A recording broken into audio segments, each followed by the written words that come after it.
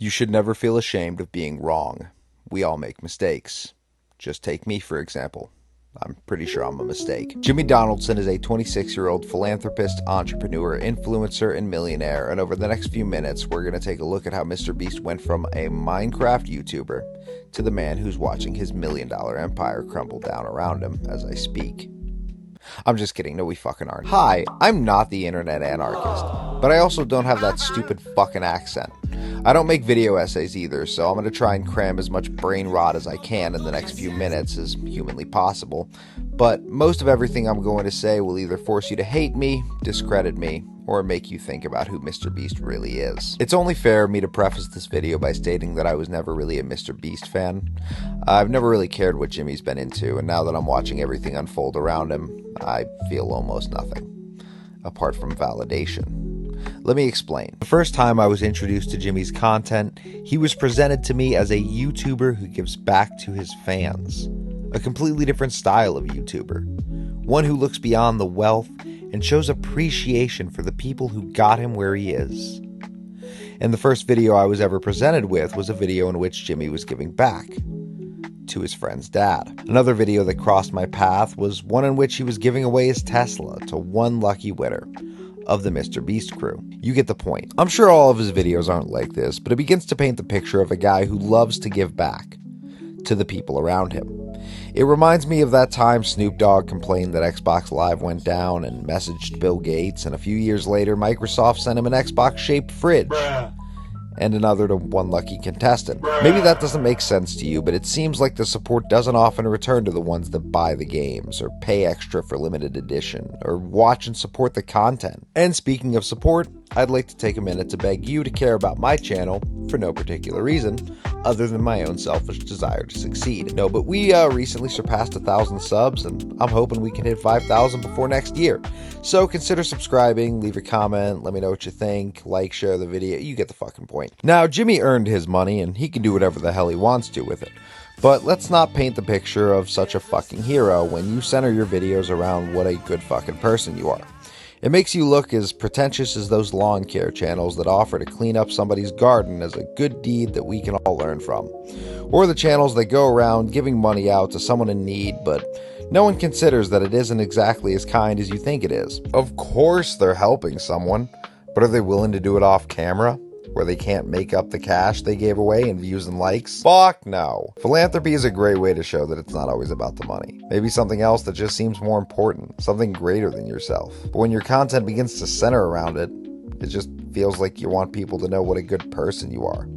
And at that point, you might as well just be Rice Gum telling your fans about how you help people with their mental health. You shouldn't be bragging about it. I mean, I do all these things too, bro, but you don't see me making a song. You do not help out depressed fans. What are you fucking talking about? This is what's turned me off to his content from the beginning. I mean, besides the silly challenges and whatever else he gets up to. We all get that his content's made for 12-year-olds. Am I jealous? Of course I am. Who wouldn't love to not have to worry about how they're going to get by tomorrow, or the next day, or the next day? But am I just a hater? Well, I don't think so. It's admirable that Jimmy's made it as far as he has, but in a time when the adpocalypse was on the rise, big YouTubers really started to build controversies around their channel, it isn't unreasonable to think that YouTube as a whole needed someone to look up to. And who better than the guy giving away Teslas and hanging out with his friends and doing goofy shit? Murder! Goofy, shut the fuck up. I love murder! Why? Goofy. The demons told me to. It's not hard to see how Jimmy made it as far as he did, and with a track record like his, he was the next big contender, next to Felix, to take the mantle as the top creator. People wanted to believe that someone could be rich and famous beyond your wildest dreams, but still have a heart of gold.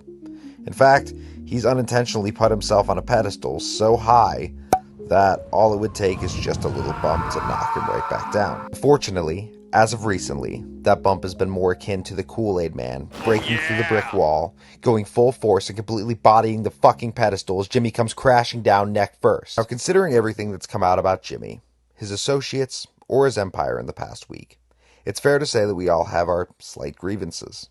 Maybe we feel betrayed, confused, turned on, even upset. But for me, it feels like nothing. For someone who's just felt like he's been in the right place at the right time for almost his entire career, and it's only now that we're seeing what it looks like when Jimmy's caught with his pants down and his Jimmy in his hand. Unfortunately, I can't speculate on the child lotteries, the behind-the-scenes competitions, replacing random fans with people in his company for videos, Mr. Beast being a part of that underage chat room seems more than likely, actively deleting comments off of his videos that mock him or paint him in a bad light, sending multiple cease and desist letters, that shit-eating grin that makes him look like he's chewing on a dried-up turd, or how he's completely ignoring making a statement on the allegations. I can tell you one thing, though. After it's all said and done, Mr. Beast will never be the same, no matter how you look at it. Either the truth comes out, and no matter how bad or downright evil it may be, Jimmy will never be the same person again, because at his height, it's impossible to just fall slightly, or from first to second.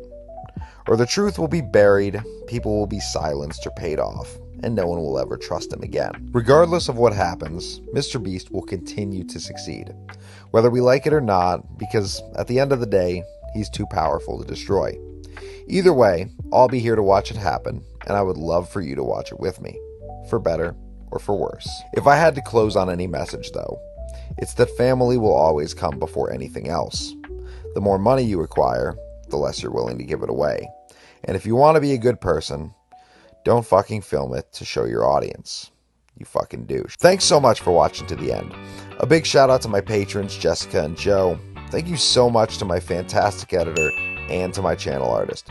You both are fucking beautiful souls. If you enjoyed the video, consider subscribing and don't forget to like and share, or dislike and fuck off if you hated it. Let me know how you felt about Mr. Beast before everything and how it's changed your perspective, or if it even has. That'll about wrap it up, but until next time, be well.